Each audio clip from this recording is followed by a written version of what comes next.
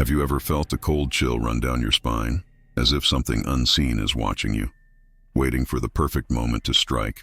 I'm Thorne Ravenscroft, a collector of rare and mysterious antiques, with a fascination for the unknown. My life's work has led me to explore the dark corners of history. But nothing could have prepared me for what I'm about to share with you. This isn't just a story. It's a warning. A tale that began with what I believed was an ordinary purchase, but quickly spiraled into a nightmare that still haunts me to this day. If you're brave enough to follow me into the shadows, hit that subscribe button and like this video, because what you're about to hear will take you to the very edge of reality, where the line between the living and the dead begins to blur. It all started on a stormy night, the kind where the sky splits open with lightning and the wind howls like a pack of wolves. I had just returned home from an auction where I acquired an old, ornate mirror. It was a beautiful piece, crafted with intricate details that seemed to tell a story of their own. But as I stared into its reflective surface, I felt something unsettling. The reflection wasn't quite right. The room behind me appeared distorted, as if the mirror was showing a version of reality that was subtly wrong. But I dismissed it as a trick of the light, nothing more than the product of a tired mind after a long day. However, that night, as I lay in bed, I couldn't shake the feeling that I had brought something else home with me. Something dark. My dreams were plagued by visions of the mirror, its surface rippling like water, the distorted reflection pulling me in deeper and deeper until I was standing in front of it again. But this time, I wasn't alone. There was a figure in the shadows, watching me. I couldn't see its face, but I could feel its presence, cold and malevolent, like a predator stalking its prey.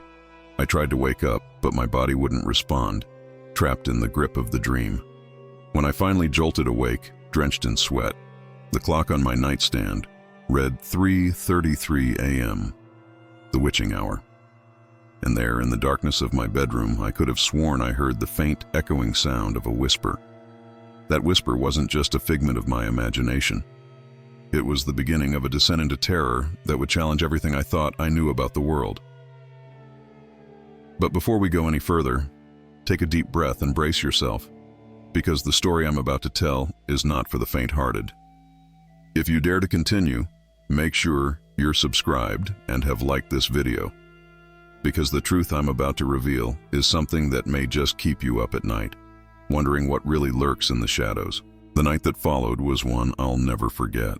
As I drifted off to sleep, the unsettling feeling of being watched clung to me like a shadow. When my eyes finally closed, I found myself transported to a place I had never seen before, but somehow knew all too well. It was the abandoned lighthouse, perched on a desolate cliff, its towering structure looming against a sky painted in ominous shades of purple and black. The sea below crashed violently against the rocks, as if trying to warn me of the danger ahead. But I was inexplicably drawn to it, like a moth to a flame.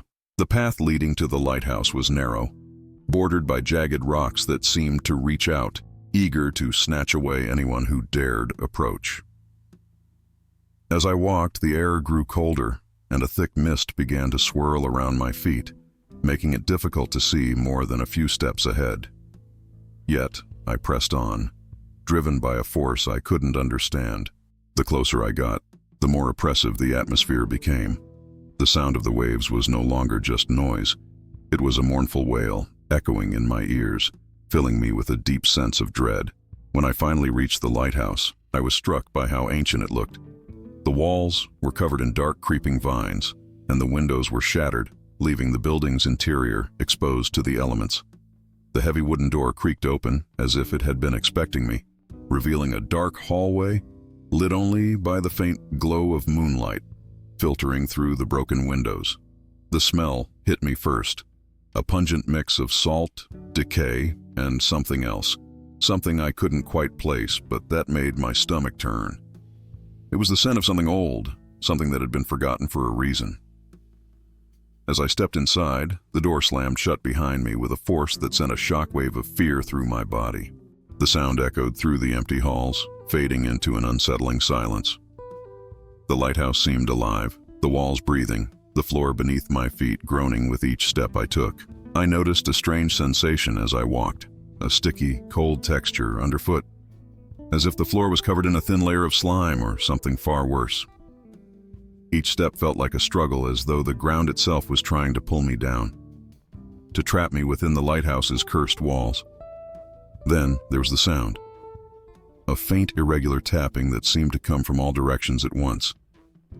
It wasn't the wind or the sea, but something far more deliberate.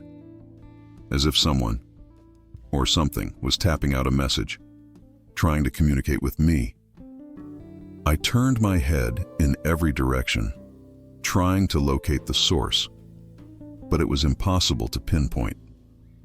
It was everywhere and nowhere, growing louder and more insistent, until it felt like it was coming from inside my own skull. But it wasn't just the sound. As I moved deeper into the lighthouse, I noticed the shadows on the walls beginning to shift. They twisted and contorted into unnatural shapes, their movements jerky and unsettling, like the limbs of a marionette controlled by an unseen hand.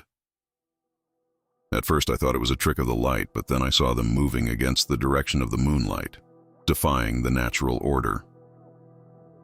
They weren't just shadows, they were entities of their own. Dark reflections of something far more sinister. Suddenly, I felt a strong sense of déjà vu, as if I had walked these halls before, in another life, or perhaps in another nightmare. The air was thick with a sense of familiarity, yet every detail was laced with an undercurrent of wrongness. It was as if the lighthouse was a memory of a place that never truly existed, or perhaps a place that should never have existed in the first place. As I continued, the tapping grew louder, almost deafening, and the walls seemed to close in around me. Just when I thought I couldn't take it anymore, I turned a corner and found myself in front of a door. It was slightly ajar, and through the crack, a dim, flickering light beckoned me closer. My heart pounded in my chest, a drumbeat of terror, but I couldn't stop myself. I had to know what was inside. I reached out, my hand trembling as I pushed the door open. Inside, the room was bathed in a sickly pale light, emanating from a source I couldn't immediately see. The walls were lined with shelves, each one filled with strange, unidentifiable objects covered in dust. In the center of the room, the source of the light finally came into view. An old, tarnished mirror, its surface cracked and foggy. The reflection it cast was twisted, as if the mirror was struggling to show the truth, but couldn't quite manage it. And then I saw it, a figure standing just behind me in the reflection, a dark silhouette with glowing eyes that pierced through the fog.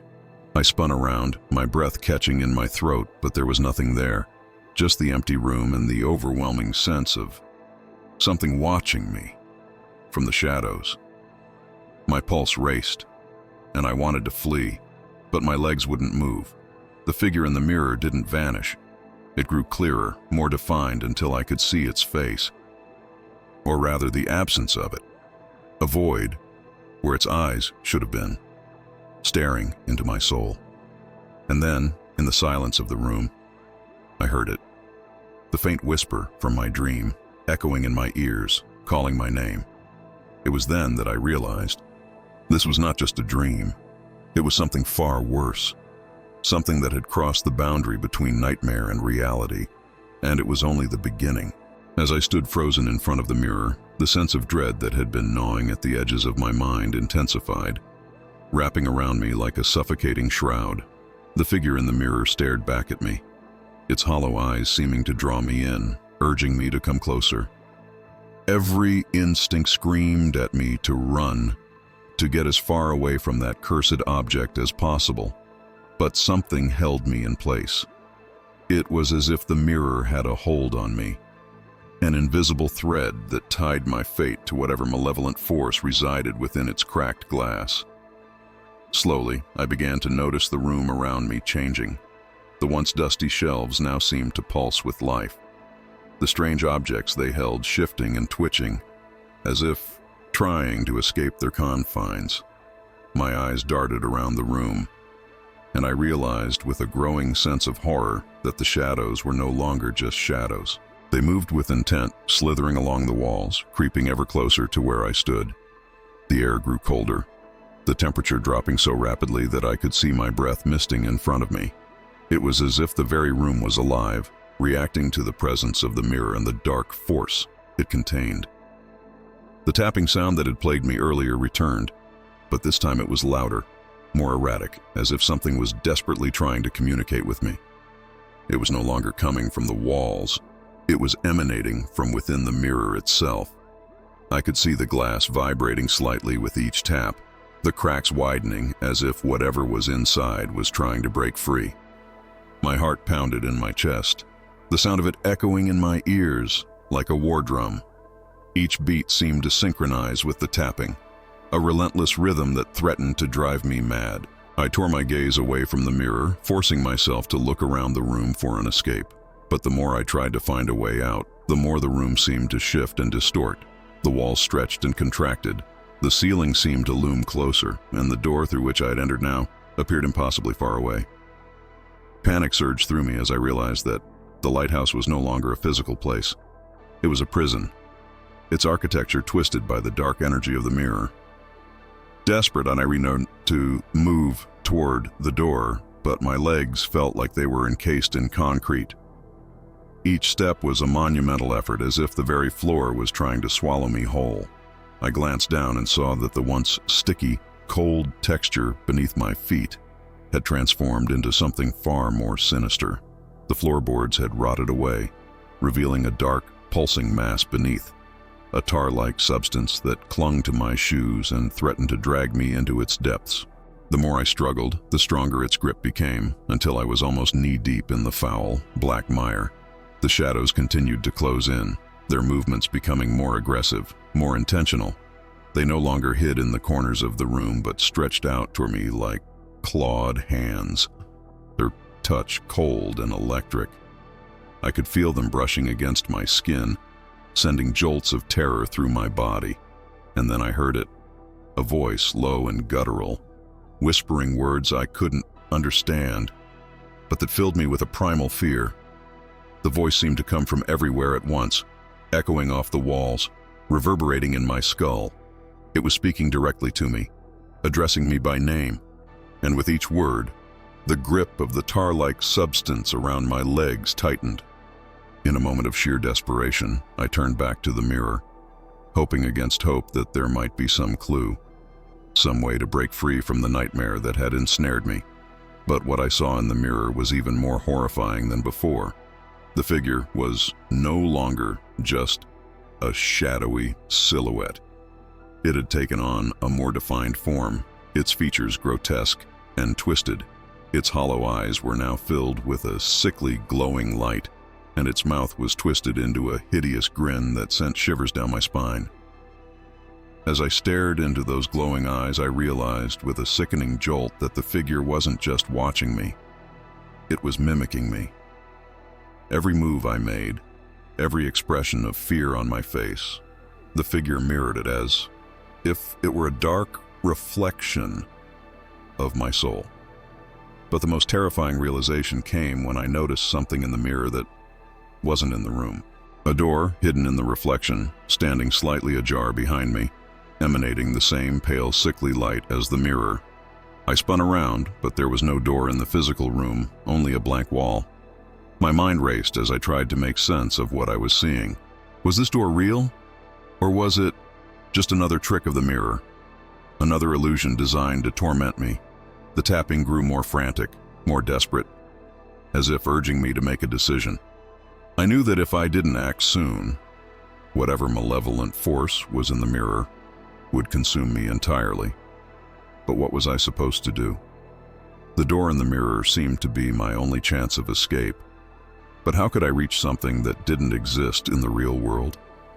With no other options left, I made a split-second decision. I lunged toward the mirror, reaching out to touch the reflection of the door. The moment my fingers brushed against the cold glass, the room exploded into chaos. The shadows surged forward, the tar-like substance erupted from the floor, and the voice in my head screamed with rage. But then, Just as suddenly, everything went silent. The room was gone. The mirror was gone. And I was standing in front of the door, no longer in the reflection, but in reality. My hand trembled as I reached for the doorknob. Whatever lay beyond that door, I knew it would change everything. I hesitated for just a moment, then took a deep breath and pushed the door open. What I saw on the other side was beyond anything I could have imagined.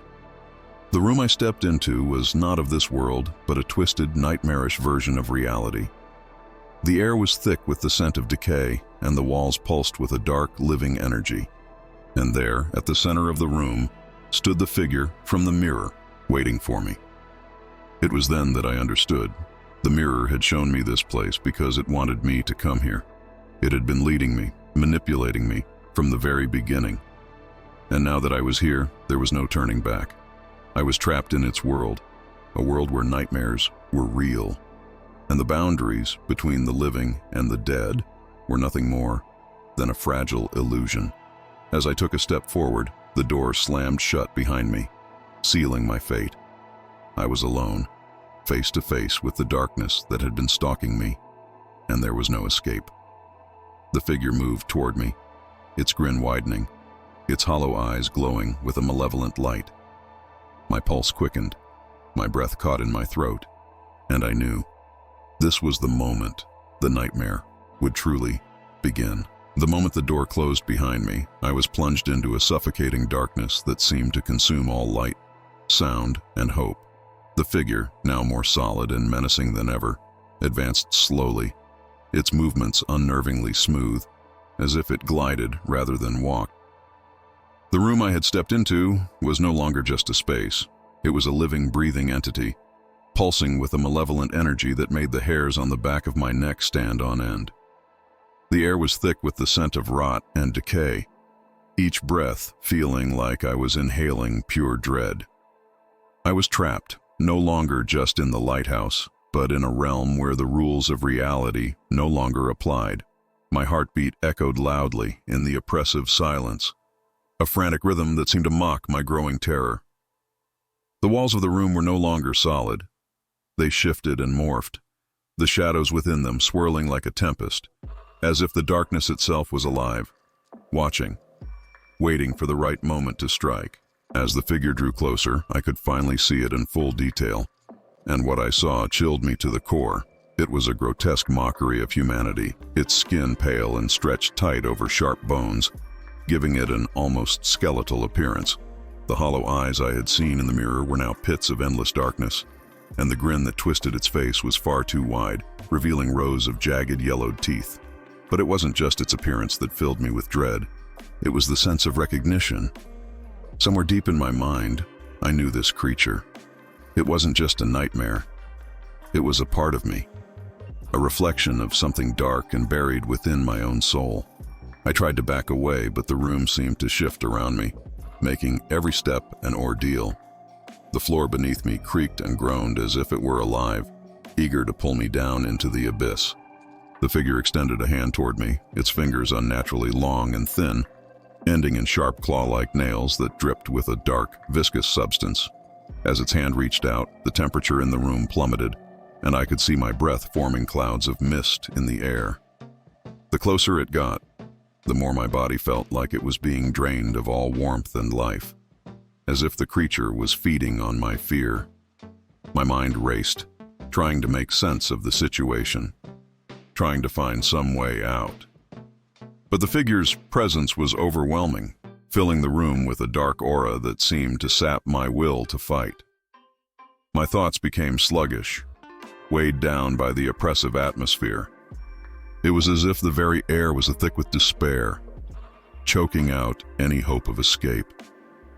The figure continued to advance, its hollow eyes locking onto mine, and I felt an overwhelming urge to surrender, to let it take whatever it wanted, just to end the nightmare.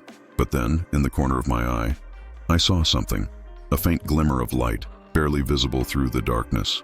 It was coming from the object in the center of the room, the very thing the figure had been guarding. As the figure moved closer, the light grew stronger, pulsing in time with the figure's movements, as if it were responding to the creature's presence. The realization hit me like a cold splash of water. This object, whatever it was, held the key to my survival. With a surge of adrenaline, I forced myself to move, tearing my gaze away from the figure and focusing on the object. It was a small, ornate box covered in strange symbols that seemed to shift and change as I looked at them. The light was seeping out from the cracks in the box, casting eerie shadows on the walls. I knew instinctively that whatever was inside the box was both the source of the figure's power and the key to breaking free from this twisted reality. But as I moved toward the box, the figure reacted, its grin widening into something truly monstrous. It let out a low, guttural growl, a sound that reverberated through the very walls of the room, shaking the floor beneath my feet. The shadows on the walls surged forward, merging with the figure, making it grow larger, more terrifying. I could feel its anger, its desperation to stop me from reaching the box, but I couldn't stop now. This was my only chance. I lunged for the box, my fingers brushing against its cold surface, just as the figure was upon me. The moment I touched the box, the light flared to life, blindingly bright, forcing the figure to recoil with a hiss of pain. The shadows that had been closing in around me were pushed back, and for the first time I felt a sliver of hope.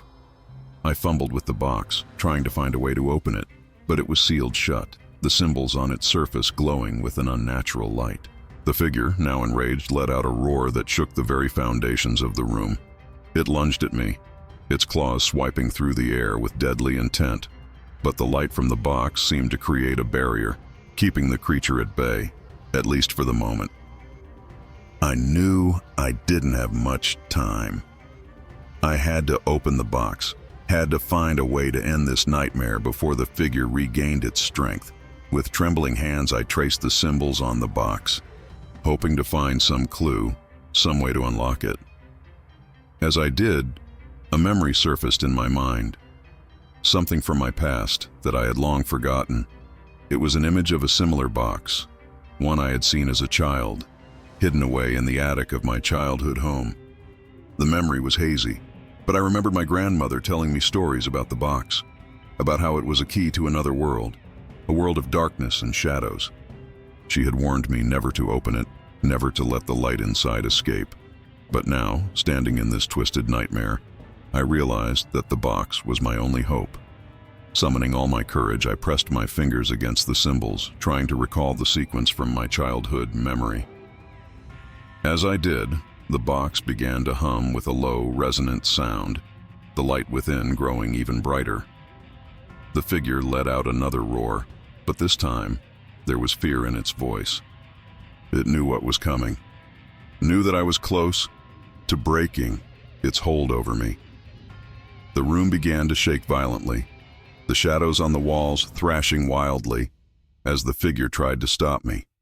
Finally, with a loud click, the box opened and a blinding light burst forth, flooding the room with an intense, purifying glow. The figure let out one final ear-piercing scream as the light consumed it, its form dissolving into nothingness. The shadows on the walls disintegrated, and the oppressive atmosphere lifted, leaving the room in a strange, peaceful silence. I collapsed to the floor, the box still clutched in my hands, its light now gentle and soothing. The door behind me creaked open, revealing the lighthouse as it once was, untouched by the darkness that had consumed it. But I knew that the nightmare was far from over. The box had saved me, but it had also opened a door to something far greater, something that was still out there, waiting. As I staggered to my feet, I knew that my life would never be the same. The figure may have been defeated, but the darkness it came from was still out there, still watching. And the box, now pulsing gently in my hands, was the key to it all. I had survived the nightmare, but the true terror had only just begun. In the days that followed my harrowing experience at the lighthouse, I found myself unable to shake the lingering sense of dread that clung to me like a second skin. The box, now safely stored in my study, seemed to pulse with a faint, rhythmic light, a constant reminder of the nightmare I had narrowly escaped. But what haunted me most wasn't the memory of the figure or the twisted reality of the lighthouse. It was the unsettling realization that the dream wasn't just a figment of my imagination. It was a window into something far more sinister, something that had crossed the boundary between the realm of dreams and the waking world. I began to dig into the history of the lighthouse, scouring old archives, newspapers, and local legends for any clue that might explain what I had encountered. The more I researched, the more I uncovered a chilling pattern of events. The lighthouse had been abandoned for decades, but before it fell into disuse, it was the site of a series of mysterious disappearances. Sailors, lighthouse keepers, and even curious townsfolk had all vanished without a trace after visiting the isolated structure on the cliff. The stories were eerily similar to my own experience, people drawn to the lighthouse by a strange compulsion, only to be swallowed by its darkness. One account in particular caught my attention. It was a report from the early 1900s, detailing the disappearance of a lighthouse keeper named Elias Marlowe. According to the report, Marlowe had been a reclusive man, obsessed with the occult and ancient artifacts. He had come into possession of a mysterious box, described in the report with symbols that matched those on the box I had found. Marlowe claimed that the box was a gateway to another world, a realm of shadows and nightmares. He became increasingly paranoid, convinced that something was trying to break through the veil between worlds. Then, one night, he simply vanished, leaving behind nothing but the box and a cryptic journal filled with ramblings about the figure in the mirror. The more I read, the more I felt a deep, unsettling connection to Marlowe's story. It was as if our fates were intertwined, separated by time, but bound by the same dark force. I tracked down the journal mentioned in the report, now kept in a dusty corner of the town's historical society. As I flipped through its yellowed pages, my heart pounded in my chest. The journal was filled with frantic scrawls, drawings of twisted figures and symbols that mirrored those on the box. But it was Marlowe's final entry that sent a chill down my spine. "I've seen it," he wrote, his handwriting shaky and erratic. "The figure in the mirror, it knows my name. It's watching me, waiting for the right moment to strike. The box is the key, but I fear it may also be my undoing. If anyone finds this, know that the lighthouse is a trap, a gateway to a place where nightmares are real. Whatever you do, don't look into the mirror. Don't let it see you." The words seemed to burn into my mind, echoing in my thoughts long after I closed the journal. I couldn't escape the feeling that Marlowe's warning was meant for me, that I had been drawn into the same deadly game that had claimed his life. But there was something else, something I hadn't considered before. Marlowe's journal hinted at a deeper connection, a link between the box, the lighthouse, and the figure in the mirror that went far beyond mere coincidence. As I continued my research, I discovered a series of old newspaper articles that chronicled strange occurrences in the town, all centered around the lighthouse. Reports of ghostly apparitions, unexplained disappearances, and unsettling dreams plagued the area for decades. But they all had one thing in common: the box. Each story mentioned it in passing, as if it were an unspoken catalyst for the horrors that followed. The box, it seemed, was more than just an artifact. It was a conduit, a vessel for the dark forces that had claimed the lighthouse as their own. Determined to uncover the truth, I reached out to the few remaining locals who might remember the old stories. Most were reluctant to talk, their voices tinged with fear as they recounted the tales their grandparents had passed down. But one elderly woman, Agnes, agreed to meet with me. She was the granddaughter of one of the lighthouse keepers who had vanished, and her family had been haunted by the events ever since. When I visited her small, cluttered home, Agnes greeted me with a wary look, as if she already knew why I had come. She led me to a back room filled with old photographs and mementos, many of which were connected to the lighthouse. As we sat down, she began to tell me the story her grandfather had told her before he disappeared.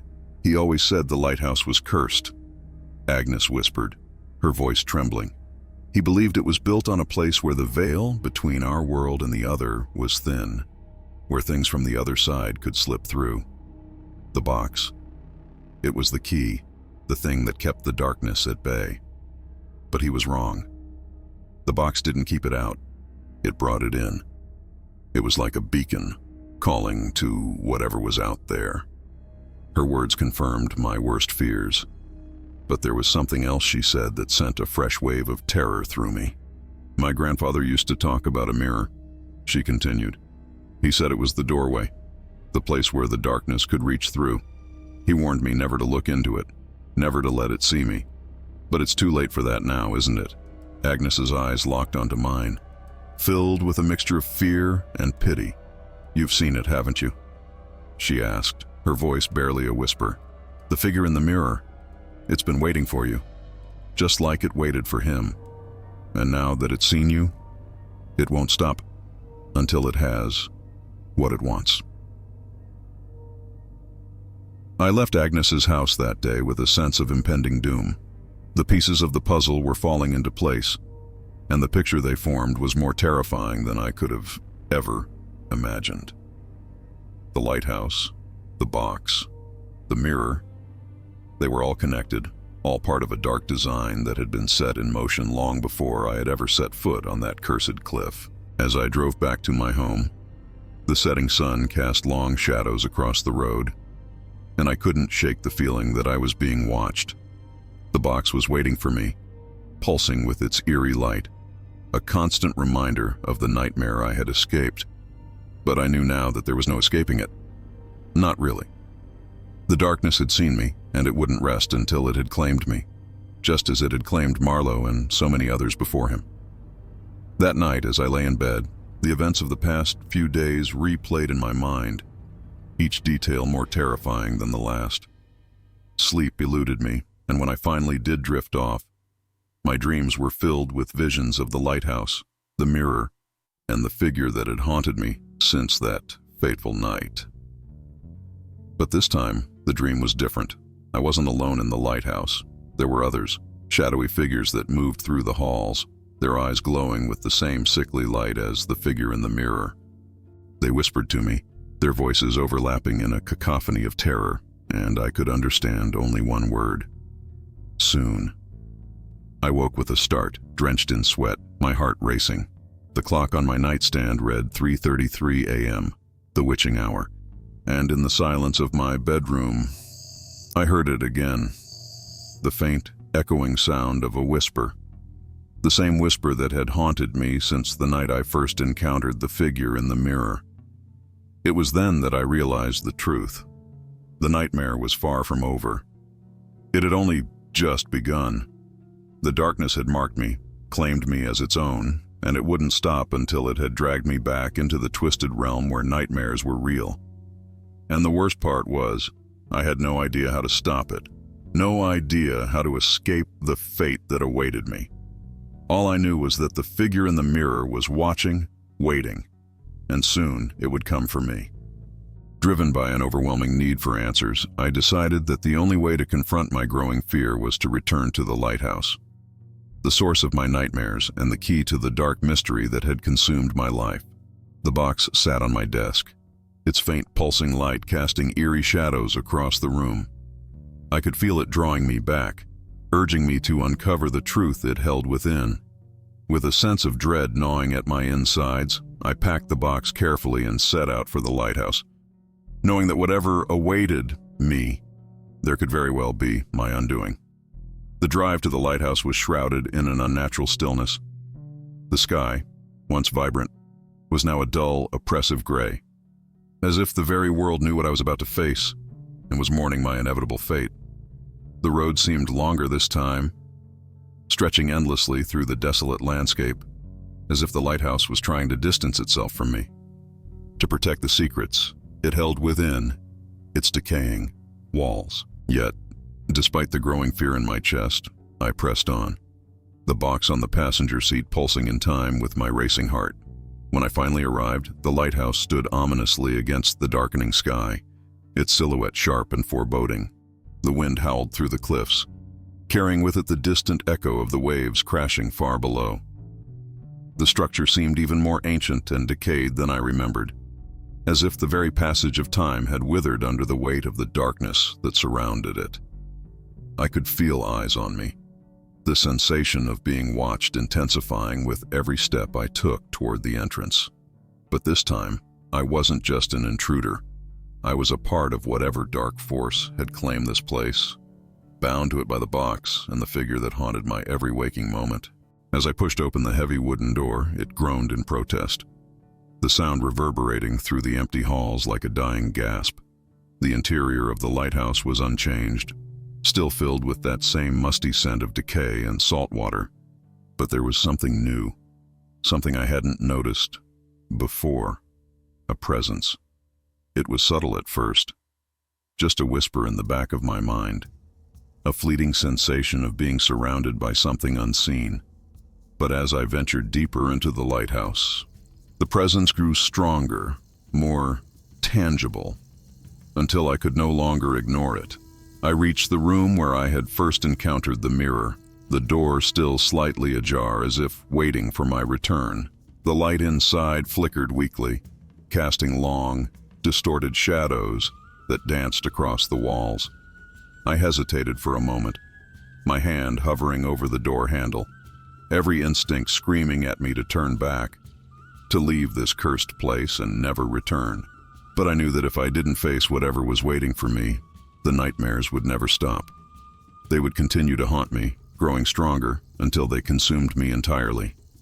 With a deep breath, I pushed the door open and stepped inside. The room was just as I remembered it. Shelves lined with strange, unidentifiable objects. The air thick with the scent of rot and something far worse.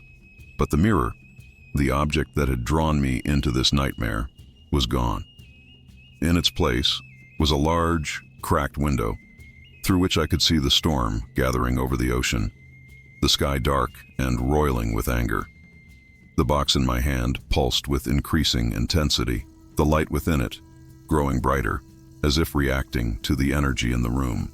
I approached the window, peering out into the storm. The waves crashed violently against the rocks below, their spray reaching even the heights of the lighthouse. And then I saw it, a figure standing on the edge of the cliff, silhouetted against the dark sky. It was the same figure from my nightmares, the same one I had seen in the mirror. But this time it was different. It wasn't just a reflection or a shadowy silhouette. It was real, standing there in the flesh, watching me with those hollow, glowing eyes. My heart pounded in my chest as I realized that the figure wasn't just some figment of my imagination. It was a living, breathing entity, and it had been waiting for me. The box in my hand grew heavier, its light pulsing in sync with the figure's eyes. I knew then that the box was somehow connected to the figure, that it held the key to understanding what this creature was and why it had chosen to torment me. Summoning all my courage, I turned away from the window and began to explore the room, searching for anything that might give me answers. As I rifled through the objects on the shelves, I found an old, dusty journal, one that I hadn't noticed before. The cover was worn, the pages yellowed with age, but the handwriting inside was unmistakable. It was Marlowe's journal, the same one I had read in the Historical Society, but with entries I hadn't seen before. My hands trembled as I flipped through the pages, reading the frantic scrawls that detailed Marlowe's descent into madness. He wrote of the box, of how it had come into his possession, and of the figure that had begun to haunt his dreams just as it had haunted mine. But it was his final entry that sent a shiver down my spine. The box is a vessel, he had written, a key to another world. The figure is its guardian, a creature of darkness that exists between worlds, waiting for the right moment to strike. It feeds on fear, on despair, and it uses the box to draw its victims in, to trap them in its twisted reality. I've seen it. I've felt its presence growing stronger, and I know that my time is running out. If anyone finds this journal, know that the box cannot be destroyed. It can only be contained, sealed away to prevent the figure from crossing over into our world. But beware. The figure is patient. It will wait, and when it sees you, it will never let you go. The words seemed to pulse, with a life of their own, echoing in my mind as I closed the journal. The figure outside the window was no longer just a specter. It was a predator, and I was its prey. The box in my hand felt heavier than ever, as if the weight of Marlowe's fate, and my own, rested within it. I knew then that I had to confront the figure, to find a way to seal it away before it could claim me as it had claimed Marlowe and so many others before him. With a sense of grim determination, I stepped back from the window and turned to face the door. The presence in the room seemed to grow stronger, pressing down on me with a suffocating weight. But I pushed through it, clutching the box tightly as I made my way down the hallway. The storm outside, raging, with a fury that matched the fear in my heart. As I descended the spiral staircase that led to the base of the lighthouse, the walls seemed to close in around me, the shadows growing darker and more oppressive with each step. The air was thick with tension, and I could feel the figure's eyes on me, watching my every move. The lighthouse had become a labyrinth, each turn leading me deeper into the heart of the darkness that had claimed this place. Finally, I reached the base of the lighthouse, the entrance to the old keeper's quarters where Marlowe had once lived. The door was slightly ajar, and as I pushed it open, I was met with a sight that froze me in my tracks. The room was filled with mirrors, dozens of them, all cracked and fogged, reflecting twisted versions of reality. And in the center of the room stood the figure, its form flickering between shadows and substance, its hollow eyes locked onto mine. The box in my hand pulsed with an almost frantic intensity, the light within it flickering as if it were struggling to contain whatever dark force was trying to break free. I knew then that this was the moment of truth, the moment where I would either seal the figure away or be consumed by it. Taking a deep breath, I stepped forward, raising the box as I spoke the words I had read in Marlowe's journal, the incantation that would bind the figure and seal it away. The figure let out a low, guttural growl, its form flickering more violently as it realized what I was doing. The shadows in the room surged forward, wrapping around me like a vice, but I kept speaking, my voice steady despite the fear that threatened to overwhelm me. As I finished the incantation, the box flared with a brilliant light, the mirrors in the room shattering as the figure let out a scream that shook the very foundations of the lighthouse. The shadows recoiled, the darkness retreating as the light from the box grew brighter until it filled the entire room with a blinding radiance. And then, just as suddenly as it had begun, it was over. The light faded, the room returning to its original state. The mirrors nothing but shards of glass on the floor. The figure was gone, the box now cold and silent in my hand. I had done it. I had sealed the figure away, just as Marlowe had intended. But the victory felt hollow, the weight of what I had experienced pressing down on me with a suffocating heaviness. I left the lighthouse that day, the storm finally breaking as the sun began to rise over the horizon. But even as I drove away, I couldn't shake the feeling that the nightmare wasn't truly over. The figure may have been sealed away, but I knew that the darkness it represented was still out there, lurking in the shadows, waiting for its next victim.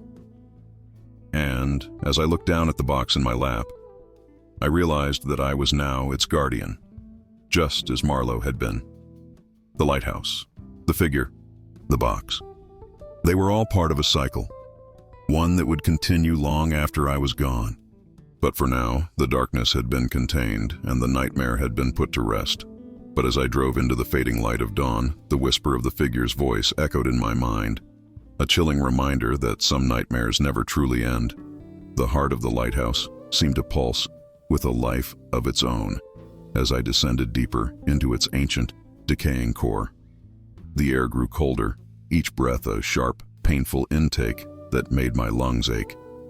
I could feel the box in my hand growing heavier, its presence becoming more oppressive with every step I took. It was as if the lighthouse itself was alive, a living entity feeding off my fear, guiding me toward an inevitable confrontation with the dark force that had ensnared my life. When I reached the final chamber at the base of the lighthouse, I knew instinctively that I had arrived at the end of my journey. The room was vast and circular, the walls lined with old, weathered bookshelves, their contents long forgotten and covered in a thick layer of dust. The only source of light came from a single flickering lantern hanging from the ceiling, casting long, twisting shadows that danced eerily across the walls. In the center of the room sitting on a pedestal of cracked stone, was the object I had been searching for, an ancient, tarnished mirror, its surface covered in a thick layer of grime, obscuring whatever lay behind it. My pulse quickened as I approached the mirror, the box in my hand pulsing in time with my heartbeat. I could feel the presence of the figure even though I couldn't see it. It was here, lurking just beyond the surface of the mirror, waiting for me. The air in the room was thick with tension, the silence oppressive, as if the very walls were holding their breath in anticipation of what was about to unfold. I hesitated for a moment, my hand hovering just inches from the mirror's surface.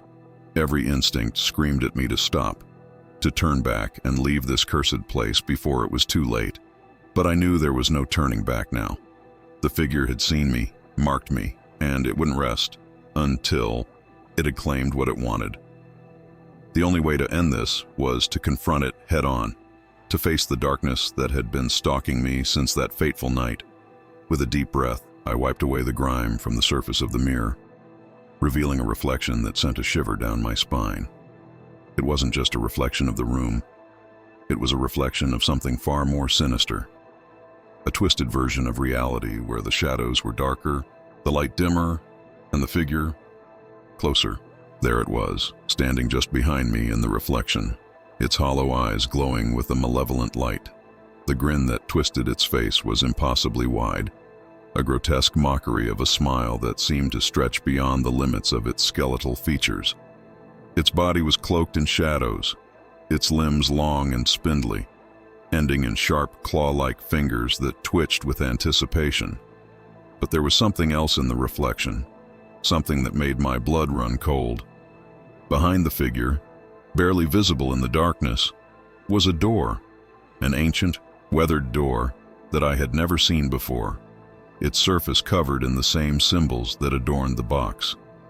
The door was slightly ajar, a faint, eerie light spilling out from within, casting long, twisted shadows across the floor. I turned around, but there was no door behind me in the physical room, only the cold stone walls of the lighthouse. My heart pounded in my chest as I realized what this meant. The door existed only in the mirror, in the twisted reality that the figure had created. A reality where the boundaries between the living and the dead were blurred, and where nightmares could take physical form. The figure in the mirror began to move, its clawed fingers reaching out toward the door, as if beckoning me to follow.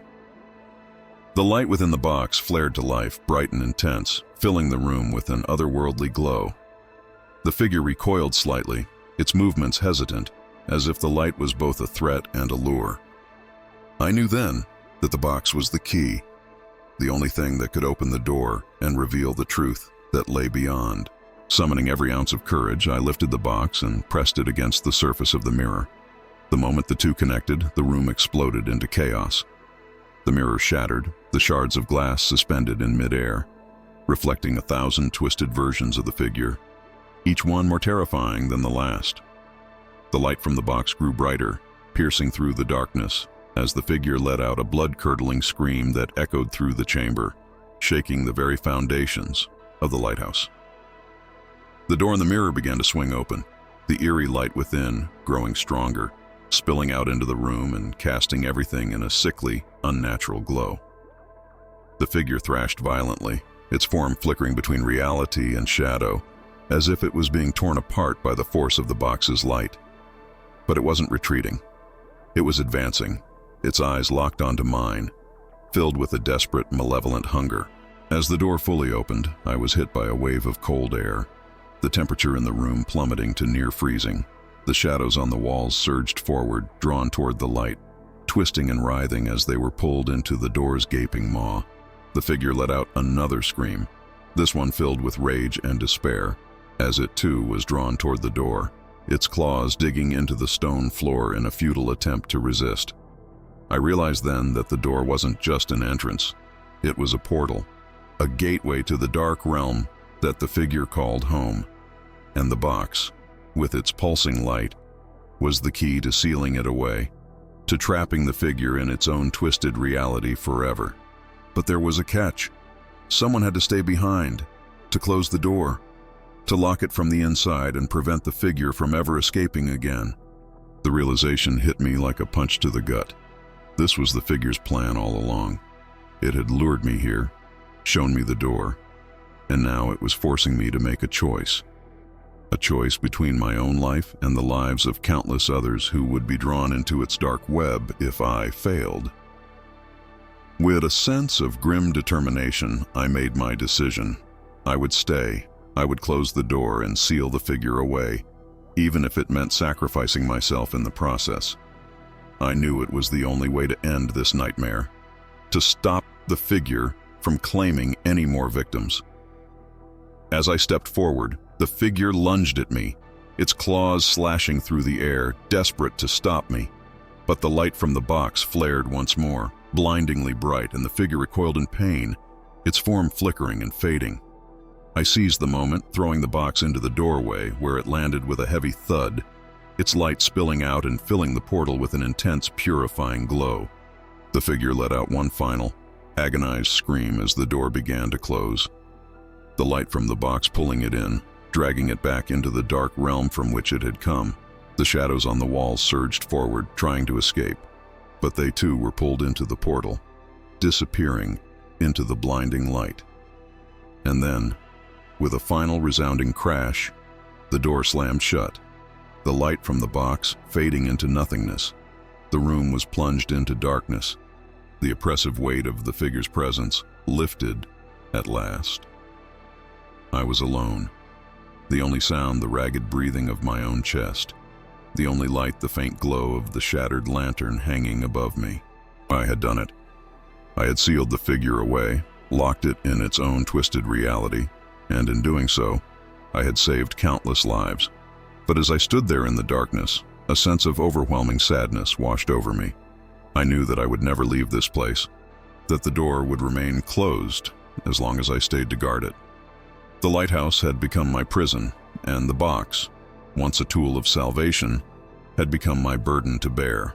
But even as I accepted my fate, I couldn't shake the feeling that the figure was still out there, waiting, watching. The door may have been sealed, but I knew that the darkness it represented was never truly gone. It was out there, lurking in the shadows, waiting for the right moment to strike again. As I sat down on the cold stone floor, the shattered pieces of the mirror reflecting the flickering light of the lantern, I realized that this was the price of confronting the darkness, the knowledge that it would never be truly defeated, that it would always be there, just out of sight, waiting for its next victim. And as the darkness closed in around me, I couldn't help but wonder if the nightmare was truly over, or if it was just beginning. When I finally awoke, I found myself lying in a stark, white hospital room. The harsh fluorescent lights buzzed overhead, casting a sterile, unforgiving glow on everything they touched. My body ached as if I had been through some tremendous ordeal, but my mind was a foggy blur, unable to piece together how I had ended up here. The last thing I remembered was the lighthouse, the figure, the door. But beyond that, everything was a fractured series of disjointed images and sensations. A nurse appeared by my bedside, her face a mask of professional calm. She explained that I had been found unconscious near the old lighthouse, a place no one had visited in years. The authorities were baffled as to how I had gotten there, and even more perplexed by my condition. Physically, I was unharmed, but mentally, they weren't so sure. They kept asking if I remembered anything, if I could explain what had happened. But every time I tried to recall the events that led me here, a wave of intense fear washed over me, and the memories slipped away like sand through my fingers. I was discharged after a few days, the doctors assuring me that there was nothing physically wrong with me, though they couldn't explain the strange state of shock I seemed to be in. I left the hospital feeling as if I were walking in a dream. The world around me muted and distant, like I was seeing everything through a foggy lens. But as I returned to my home, I began to notice strange things. Small, almost imperceptible details that made my skin crawl. The first was the whispering. It started as a faint murmur at the edge of my hearing, something I could almost dismiss as the rustling of the wind or the hum of electricity. But as the days passed, the whispers grew louder, more distinct, until I could make out words. My name, repeated over and over, in a voice that was eerily familiar. Then there were the symbols. They appeared in places they shouldn't have, etched into the condensation on the bathroom mirror, traced in the dust on my bookshelf, even scratched into the wood of my desk.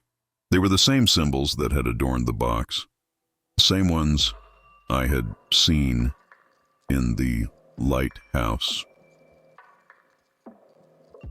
No matter how many times I cleaned them away, they always returned, as if some unseen hand was marking my surroundings with a dark intent. And then there were the dreams. Every night, without fail, I was transported back to the lighthouse, to the moment I had faced the figure. But in the dreams, something was different. The door was still open, the light from the box flickering weakly, as if struggling to keep the darkness at bay. The figure, no longer trapped, would slowly emerge from the shadows, its eyes glowing with that sickly light, its grin wider than before. It would reach out to me, whispering words I couldn't understand. Words that filled me with a deep, primal terror. I would wake up drenched in sweat, the clock always reading 3:33 a.m., the witching hour, and every time I awoke, I would find something different in my room. An object moved, a new symbol etched into the wall, or worse, the faint, lingering scent of salt water and decay, the same scent that had filled the lighthouse. The final straw came when I found the box on my nightstand. It was the very same box I had left behind in the lighthouse, the one that had sealed the figure away. But now it was here, in my room, its surface pulsing faintly with that familiar, eerie light. I recoiled in horror, but no matter how many times I tried to get rid of it, burning it, burying it, even throwing it into the ocean, it always found its way back to me, as if it were bound to me, just as the figure had been. I realized then that the figure wasn't truly gone. It had followed me, crossed over from its twisted reality into mine, and it was only a matter of time before it claimed me. The box, once a tool of salvation, had become a beacon, a signal that called the figure to me no matter where I tried to hide. The whispers grew louder, more insistent, filling my mind with a cacophony of voices that wouldn't let me rest. They spoke of the door, of how it wasn't fully closed, of how the figure was waiting on the other side, growing stronger with each passing day. The symbols multiplied, covering the walls of my home, the floor, the ceiling, until there was no place left untouched by their dark presence. And then, one night, the whisper stopped. The silence that followed was even more terrifying than the noise. It was a silence filled with anticipation, a heavy, oppressive stillness that pressed down on me, making it hard to breathe. I knew without a doubt that the figure was close, that it had finally found me. I sat in the darkness of my room, the box on the nightstand pulsing softly, casting long shadows across the walls. The clock ticked over to 3:33 a.m., and in that moment I felt it. The presence, the cold, creeping sensation of something watching me, something standing just behind me. I turned slowly, my heart pounding in my chest, and there it was. The figure stood at the foot of my bed, its hollow eyes glowing with that sickly yellow light, its grin impossibly wide. It didn't move, didn't speak, but I could feel its intent, its desire to drag me back into the darkness from which it came. The box flared to life, its light growing brighter, more intense, as if trying to fend off the figure's advance. But this time, the figure didn't recoil. It stepped forward, its claws outstretched, the light from the box flickering weakly as it approached. I realized then that there was no escaping it. The figure had seen me, marked me, and now it had come to claim what it believed was rightfully its. The light from the box was fading, the symbols on the walls pulsing in time with the figure's approach, and I knew that the nightmare was about to begin anew. But just as the figure reached out to touch me, something unexpected happened. The box emitted a blinding flash of light, more intense than anything I had ever seen. The figure let out a scream, a sound filled with rage and despair as it was pushed back by the force of the light. The symbols on the walls began to burn away, the whispers silenced, and for a brief, fleeting moment, I felt a sense of relief, of hope. And then, just as suddenly, the light vanished. The box fell silent, its surface cold and lifeless, and the figure was gone. The room was empty, the oppressive presence lifted, but I knew better than to believe it was over. As I sat there in the darkness, the silence once again filled with that heavy anticipation, I realized the truth. The figure wasn't gone. It was waiting, watching, biding its time. The box, once a tool of protection, had become a doorway, a link between our world and the dark realm from which the figure came. And as long as the box existed, the figure would never truly be defeated. I knew then that my life would never be the same. The figure might be gone for now, but it was only a matter of time before it returned. Stronger, more determined to drag me into the darkness. The symbols would reappear, the whispers would return, and the box would continue to pulse with that eerie light, a constant reminder that the nightmare was far from over. And so I wait, knowing that the figure is still out there, lurking in the shadows, waiting for the right moment to strike. I know that one day it will come for me again, and when it does, I will have to face it once more, to confront the darkness that has claimed my life. But until that day comes, I will do everything in my power to keep the box closed, to prevent the figure from crossing over again. Because I know that if it does, the nightmare won't just be mine. It will become a reality for anyone who dares to look into the mirror, anyone who dares to open the box. So if you're listening, if you're still with me, heed my warning. Never look into the mirror. Never open the box. Because once you do, the figure will see you, and it won't stop until it has claimed you, just as it has claimed me. And remember, some nightmares never truly end. They simply wait, lurking in the shadows, until the time is right to begin again.